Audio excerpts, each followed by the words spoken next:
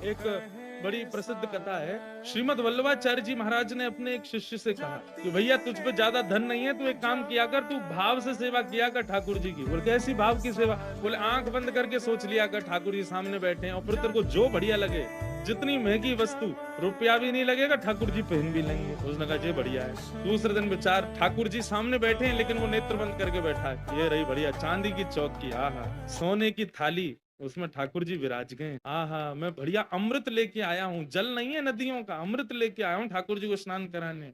अमृत से ठाकुर जी को स्नान करा रहा हूँ। क्या सुंदर ठाकुर जी के बढ़िया अंग का स्पर्श करके अमृत नीचे गिर रहा है।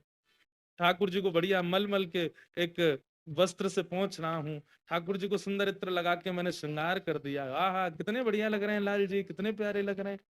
कर कुछ नहीं रहा है, केवल सोच। ठाकुर जी को मैंने सुंदर माला धारण करा दी। माला धारण कराने के बाद में अब ठाकुर जी तैयार हो गए। भूख लग रही है, ठाकुर जी लाओ चलो दूध को भोग लगा। मैं दूध सामने रख दे, अधोटो दूध है महाराज, या मैंने बूरो डाल दें, एक चम्मच बूरो डाल दियो, एक और चम्मच डाल दियो, ने एक और मीठो कर दूं। अरे ज्यादा डरगो दिखे, नेक निकालो, या में तो एक चम्मच निकालन लगो तो इतने में ही प्रत्यक्ष ठाकुर जी प्रकट होकर उसका हाथ पकड़ लिए।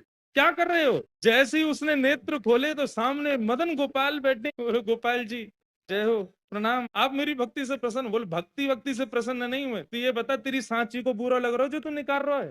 तू भाव से बुरा डाल रहा, उसमें भी 4 चम्मच डाल दे, कौन सा तेरा जेब से लग रहा है? लेकिन उसका हृदय का भाव इतना प्रिय था, वो ऐसे भावावेश में सेवा कर रहा था कि उसको वास्तविक लगा, और वास्तविक में ठाकुर जी प्रकट ही हो गए। इसलिए भैया प्रत्यक्ष सेवा में जितनो है सके करो, तन की सेवा में जितनो है सके करो, बाकी की सेवा मन में ही कर ले करो।